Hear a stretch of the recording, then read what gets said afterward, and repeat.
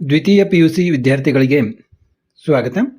ಈಗ ನೋಡಿ, ನಿಮ್ಮ ಒಂದು ಇಂಗ್ಲಿಷ್ ಬ್ಲೂ ಪ್ರಿಂಟನ್ನು ನೋಡೋಣ ಮತ್ತು ಇಂಗ್ಲಿಷ್ನಲ್ಲಿ ನೀವು ಯಾವ ರೀತಿ ಓದಬೇಕು, ಯಾವ ರೀತಿ ಸುಲಭವಾಗಿ ನೀವು ಅಂಕಗಳನ್ನು ಗಳಿಸ್ಬೋದು ಅನ್ನೋದನ್ನು ನಾವೀಗ ನೋಡೋಣ. ಇಲ್ಲಿ ನೀವು ಚಾಯ್ಸ್ ಇದ್ದಲ್ಲಿ ಕೆಲವೊಂದು ಲೆಸನ್ಗಳನ್ನು ಬಿಟ್ಟರೂ ಕೂಡ ನಡೀತಿರ್ತದೆ. ಆದ ಕಾರಣ ನೀವು ಬ್ಲೂ ಪ್ರಿಂಟನ್ನು ತುಂಬ ಗಮನ ಕೊಟ್ಟು ನೋಡಬೇಕು. ನಿಮಗೆಲ್ಲ ಗೊತ್ತಿರುವಂತೆ ಇಲ್ಲಿ 1 ಅಂಕದ ಏನು ಪ್ರಶ್ನೆಗಳಿರ್ತವೆ ಅವು ಕಂಪಲ್ಸರಿ ಆಗಿರ್ತವೆ. ಅವನ್ನ ನೀವು ಗಮನ ಕೊಟ್ಟು ನೋಡಬೇಕು. ಈಗ ರೋಮಿಯೋ ಆ್ಯಂಡ್ ಜೂಲಿಯೆಟ್ ನೋಡಿ, ಈ ಪಾಠದಲ್ಲಿ ಈ ಟೀಚಿಂಗ್ ಅವರ್ಸ್ ಬಗ್ಗೆ ನಮಗೇನು ಬೇಡ. ಇದು ರೋಮಿಯೋ ಆ್ಯಂಡ್ ಜೂಲಿಯೆಟ್ಸ್ನಲ್ಲಿ ಮಾರ್ಕ್ಸ್ ಎಷ್ಟಿದೆ? ಈ ರೋಮಿಯೋ ಆ್ಯಂಡ್ ಜೂಲಿಯೆಟ್ಗೆ 3 ಅಂಕ ಇದೆ. 3 ಅಂಕ ಯಾವ ರೀತಿ ಇದೆ ನೋಡಿ, 1 ಮಾರ್ಕ್ ಮತ್ತು 2 ಮಾರ್ಕ್ ಕೇಳ್ತಾರೆ. ಇಲ್ಲಿ ನೀವು 3 ಮಾರ್ಕ್ 4 ಮಾರ್ಕ್ ಓದೋ ಅಗತ್ಯ ಇರೋದಿಲ್ಲ. ರೋಮಿಯೋ ಆ್ಯಂಡ್ ಜೂಲಿಯೆಟ್ದಲ್ಲಿ 1 ಮಾರ್ಕ್ ಮತ್ತು 2 ಮಾರ್ಕ್ಸ್ಗಳನ್ನು ಕೇಳ್ತಾರೆ. ಇನ್ನು 2 ಡಿಯರ್ ಪಾಠದಲ್ಲಿ ನೋಡಿ 5 ಮಾರ್ಕ್ಸ್ ಅಲಾಟ್ ಆಗಿದೆ. ಇದಕ್ಕೆ ಇಲ್ಲಿ ಒಂದು 1 ಮಾರ್ಕ್ ಕ್ವಶನ್ ಕೇಳ್ತಾರೆ ಮತ್ತು ಒಂದು 4 ಮಾರ್ಕ್ಸ್ ಕ್ವಶನನ್ನು ಕೇಳ್ತಾರೆ. ಇಲ್ಲಿ ನೀವು 2 ಮಾರ್ಕ್ಸ್ ಮತ್ತು 3 ಮಾರ್ಕ್ಸ್ ಓದೋ ಅಗತ್ಯ ಇಲ್ಲ.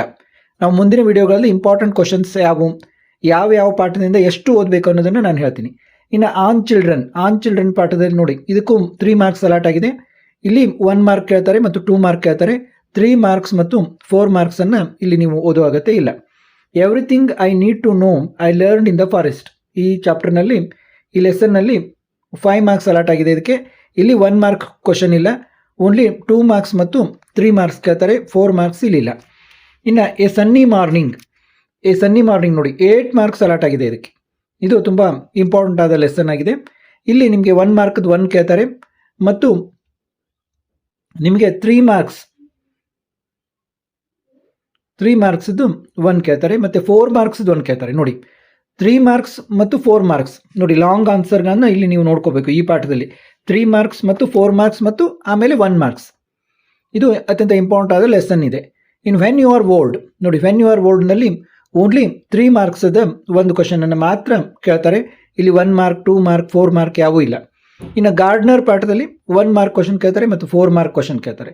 ಇಲ್ಲಿ 2 ಮಾರ್ಕ್ 3 ಮಾರ್ಕ್ ಯಾವೂ ಇಲ್ಲ. To the foot from its child, ಇಲ್ಲಿ ಕೂಡ ನೋಡಿ 1 ಮಾರ್ಕ್ ಇಲ್ಲ, 2 ಮಾರ್ಕ್ ಇಲ್ಲ, 4 ಮಾರ್ಕ್ ಇಲ್ಲ, ಓನ್ಲಿ 1 ಮಾರ್ಕ್ 3 ಮಾರ್ಕ್ದ 1 ಕ್ವಶನ್ ಕೇಳ್ತಾರೆ. I believe books will never disappear, ಈ ಇದರಲ್ಲಿ 1 ಮಾರ್ಕದ್ದು ಕೇಳ್ತಾರೆ. 2 ಮಾರ್ಕ್ ಇಲ್ಲ, 3 ಮಾರ್ಕ್ ಇಲ್ಲ, ಓನ್ಲಿ 4 ಮಾರ್ಕ್ಸದ್ದು ಕೇಳ್ತಾರೆ. Heaven if you are not here on earth, ಇಲ್ಲಿ ಓನ್ಲಿ 3 ಮಾರ್ಕ್ಸ್ದು 1 ಕೇಳ್ತಾರೆ. 1 ಮಾರ್ಕ್ 2 ಮಾರ್ಕ್ 4 ಮಾರ್ಕ್ ಯಾವೂ ಇಲ್ಲ.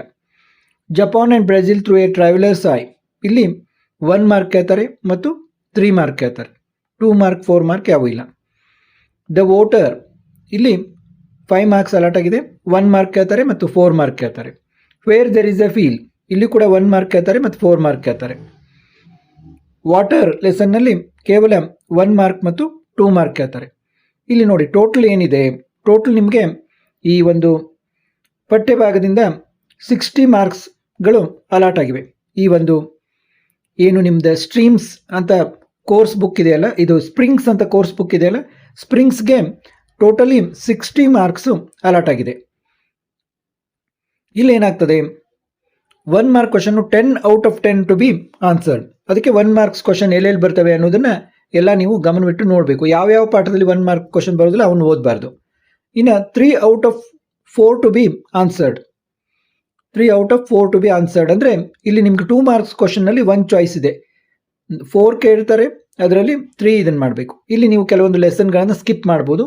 ಅದನ್ನು ನೀವು ಯಾವ ರೀತಿ ಸ್ಕಿಪ್ ಮಾಡ್ಬೋದು ಅನ್ನೋದನ್ನು ನೋಡ್ಬೋದು. ಇಲ್ಲಿ ಈಗ ನೀವಿಲ್ಲಿ 3 ಔಟ್ ಆಫ್ 4 ಅಂತಂದರೆ ಈಗ ನೀವು ಮೇಲಿನ ಈಗ Romeo and Juliet, on children, everything I need to know I learned in the forest, ಈ ಪಾಠಗಳಲ್ಲಿ 2 ಮಾರ್ಕ್ಸ್ ಕ್ವಶನನ್ನು ಓದಿದರೆ ಅಥವಾ ನಿಮಗೆ ಯಾವ ಪಾಠ ಸುಲಭ ಆಗ್ತದೆ ಅದು ಆ ಒಂದು ಪಾಠದಲ್ಲಿ 2 ಮಾರ್ಕ್ಸ್ ಕ್ವಶನನ್ನು ಬಿಟ್ಟು ಉಳಿದದ್ದು ನೀವು ಓದಿ ಮೇಕಪ್ ಮಾಡ್ಕೋಬಹುದು.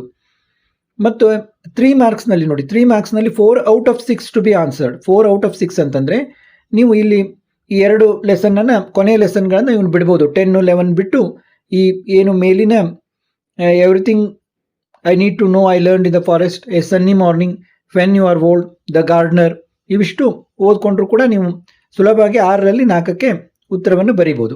ಇಲ್ಲಿ ಕೂಡ 3 ಔಟ್ ಆಫ್ 6 ನೋಡಿ, 4 ಮಾರ್ಕ್ಸ್ ಕ್ವಶನ್ ಕೂಡ ನೀವು 3 ಔಟ್ ಆಫ್ 6 ಇದೆ. ಯಾವುದಾದ್ರೂ 3 ಓದ್ಬೋದು. Two dear, A sunny morning, the gardener. ಈ ರೀತಿ ಈ 3 ಓದಿ ಇವನ್ನ ನೀವು ಇದರಲ್ಲಿ ಅಷ್ಟೊಂದಾಗಿ 4 ಮಾರ್ಕ್ಸ್ ಓದಲಿಲ್ಲ ಅಂದರೂ ನಡೀತದೆ. ಇಲ್ಲಿ ಈ ರೀತಿ ನೀವು ಪ್ರಿಪೇರ್ ಆಗ್ಬೋದು. ಇನ್ನು ಫ್ರಮ್ ವರ್ಕ್ ಬುಕ್ ನೋಡಿ, ಸ್ಟ್ರೀಮ್ಸ್ ಅನ್ನೋ ವರ್ಕ್ ಬುಕ್ಕಿಗೆ 20 ಮಾರ್ಕ್ಸ್ ಅಲಾಟ್ ಆಗಿರುತ್ತೆ ಟೋಟಲ್ ಆಗಿ. ಅಲ್ಲಿ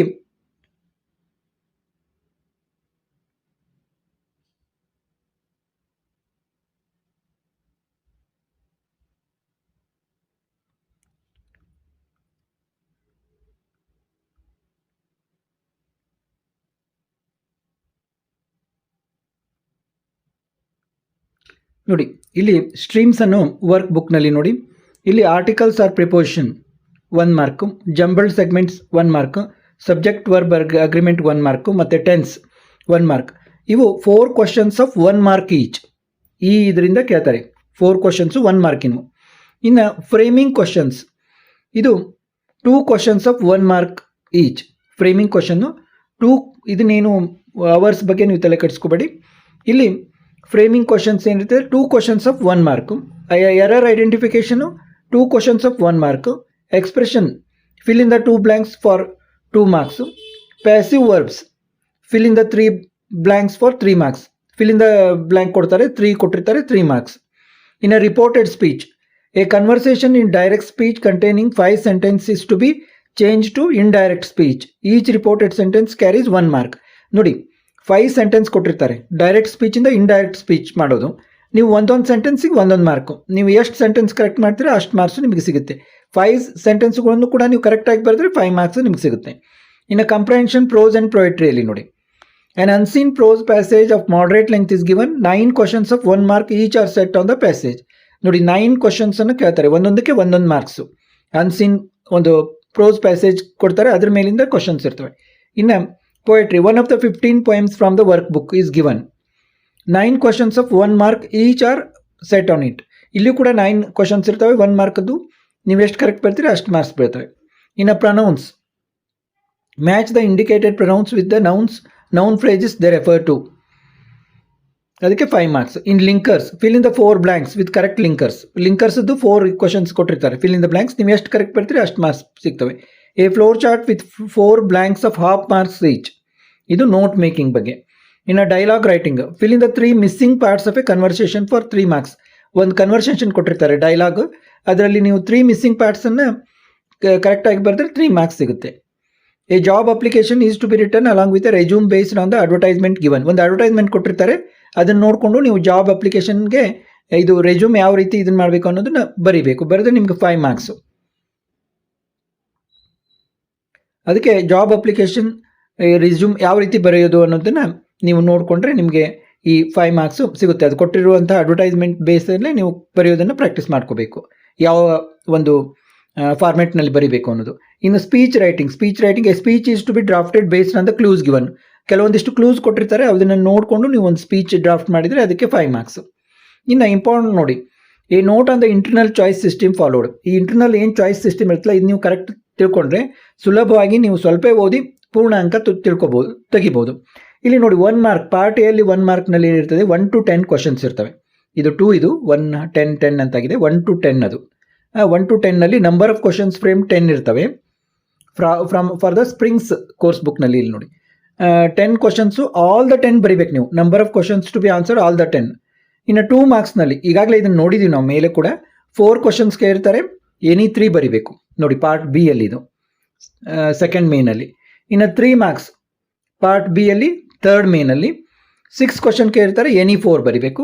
ಇನ್ನು 4 ಮಾರ್ಕ್ಸ್ ನೋಡಿ, ಕ್ವಶನ್ ನಂಬರು ಕೂಡ ಕೊಟ್ಟಿದ್ದಾರೆ, 24 to 29 ಇರುತ್ತೆ ಮೇನ್ ಪಾರ್ಟ್ ಬಿ ಅಲ್ಲಿ 4th ಮೇನಲ್ಲಿ. ಇಲ್ಲಿ ನಂಬರ್ ಆಫ್ ಕ್ವಶನ್ಸು 6 ಫ್ರೇಮ್ ಮಾಡಿರ್ತಾರೆ, ಅದರಲ್ಲಿ 3 ಬರೀಬೇಕು ನೀವು. ಇನ್ನು ಫಾರ್ ದ ಸ್ಟ್ರೀಮ್ಸ್ ನೋಡಿ, ಸ್ಟ್ರೀಮ್ಸಲ್ಲಿ ಯಾವ ರೀತಿ ಇರ್ತದೆ, ಪಾರ್ಟ್ ಸಿ ಅಲ್ಲಿ ನೋಡಿ, ಪಾರ್ಟ್ ಎ ಪಾರ್ಟ್ ಬಿ ಇದು ನಿಮ್ಮ ಕೋರ್ಸ್ ಬುಕ್ಕು ಮೊದಲನೇದು ಏನಿದೆ ಅಲ್ಲ ಸ್ಪ್ರಿಂಗ್ಸ್ನಲ್ಲಿ ಆಯಿತು. ಪಾರ್ಟ್ ಎ ಪಾರ್ಟ್ ಬಿದಲ್ಲಿ 1 2 3 4 ಅಂತ ಮೇನ್ಸ್ ಇರ್ತವೆ. ಇನ್ನು ಫಾರ್ ದ ಸ್ಟ್ರೀಮ್ಸ್ನಲ್ಲಿ ಪಾರ್ಟ್ ಸಿ ಡಿ ಇ ಇವೆಲ್ಲ ಸ್ಟ್ರೀಮ್ಸ್ ಬರ್ತವೆ. ಇಲ್ಲಿ 5th 6th ಮತ್ತು 7th ಮೇನ್ ಬರ್ತವೆ. ಟೋಟಲ್ ನಂಬರ್ ಆಫ್ ಕ್ವಶನ್ಸ್ ಏನಿರ್ತವೆ 36 ಮಟ್ಟ ಬರ್ತದೆ. ಇಲ್ಲಿ ಪಾರ್ಟ್ ಸಿ ಅಲ್ಲಿ ನೋಡಿ, ಇಂಟರ್ನಲ್ ಚಾಯ್ಸ್ ಏನು ಅನ್ನೋದು ನೋಡ್ಕೋಬೇಕು. ಒಂದು unseen prose passage, poetry chosen from the work book. ಇದಕ್ಕೂ 9 ಮಾರ್ಕ್ಸ್ ಇರುತ್ತೆ, ಇದಕ್ಕೂ 9 ಮಾರ್ಕ್ಸ್ ಇರುತ್ತೆ. ರಿರೈಟ್ ಆಸ್ ಡೈರೆಕ್ಟೆಡ್ ಮತ್ತು ಲಿಂಕರ್ಸು ಇದಕ್ಕೂ 4 ಮಾರ್ಕ್ಸ್ ಇರುತ್ತೆ, ಇದಕ್ಕೂ 4 ಮಾರ್ಕ್ಸ್ ಇರುತ್ತೆ. ಇಂಟರ್ನಲ್ ಚಾಯ್ಸ್ ಬಿಟ್ವೀನ್ ಅಂದರೆ ಇದರಲ್ಲೇ ಇಂಟರ್ನಲ್ ಚಾಯ್ಸ್ಗಳಿರ್ತವೆ. ಫ್ರೇಮಿಂಗ್ ಕ್ವಶನ್ಸು, ಎರರ್ ಐಡೆಂಟಿಫಿಕೇಷನು ಇದಕ್ಕೂ 2 ಮಾರ್ಕ್ಸು, ಇದಕ್ಕೂ 2 ಮಾರ್ಕ್ಸು. ಇನ್ನು ಜಾಬ್ ಅಪ್ಲಿಕೇಶನ್, ಸ್ಪೀಚ್ ರೈಟಿಂಗು ಇದಕ್ಕೂ 5 ಮಾರ್ಕ್ಸು, ಇದಕ್ಕೂ 5 ಮಾರ್ಕ್ಸು. ಈಗ ನಿಮಗೆ ಯಾವ ರೀತಿ ಇಂಟರ್ನಲ್ ಚಾಯ್ಸ್ ಅನ್ನೋದು ಅಷ್ಟೊಂದು ಕ್ಲಿಯರಾಗಿ ಗೊತ್ತಾಗಲಿಲ್ಲ. ನೀವು ಕ್ವಶನ್ ಪೇಪರ್, ನಾವೇನು ಮಾಡೆಲ್ ಕ್ವಶನ್ ಪೇಪರ್ ನೋಡ್ತೀವಲ್ಲ ಅವಾಗ ಡಿಸ್ಕಸ್ ಮಾಡೋಣ. ಅವಾಗ ನಿಮಗೆ ಕ್ಲಿಯರ್ ಆಗಿ ಯಾವ ರೀತಿ ಇಂಟರ್ನಲ್ ಚಾಯ್ಸ್ ಅನ್ನೋದು ಗೊತ್ತಾಗ್ತದೆ. ಮತ್ತು ಮಾಡೆಲ್ ಕ್ವಶನ್ ಪೇಪರು ಮತ್ತು ಅವುಗಳ ಆನ್ಸರ್ ಜೊತೆಗೆ ಭೇಟಿ ಆಗೋಣ. ತಪ್ಪದೆ ನಾವು ಎಲ್ಲ ವಿಷಯಗಳ ಒಂದು ಮಾಡೆಲ್ ಕ್ವಶನ್ ಪೇಪರು ಡಿಸ್ಕಸ್ ಮಾಡ್ತಾ ಇದ್ವಿ ಮತ್ತು ಬ್ಲೂ ಪ್ರಿಂಟ್ಗಳನ್ನು ಡಿಸ್ಕಸ್ ಮಾಡ್ತಾ ಇದ್ವಿ ಮತ್ತು ಇಂಪಾರ್ಟೆಂಟ್ ಕ್ವಶನ್ ಆನ್ಸರ್ಗಳನ್ನು ಕೂಡ ಇಲ್ಲಿ ಚಾನಲ್ನಲ್ಲಿ ಡಿಸ್ಕಸ್ ಮಾಡ್ತಾ ಇದ್ದು. ತಪ್ಪದೆ ನೋಡಿ ಮತ್ತು ನಮ್ಮ ವಿಡಿಯೋಗೆ ಹೈಪ್ ಮಾಡಿ, ಕೆಳಗಡೆ ಹೈಪ್ ಬಟನ್ ಇರುತ್ತೆ, ಹೈಪ್ ಮಾಡಿ. ಮತ್ತು ಮುಂದಿನ ವಿಡಿಯೋದಲ್ಲಿ ಭೇಟಿ ಆಗೋಣ.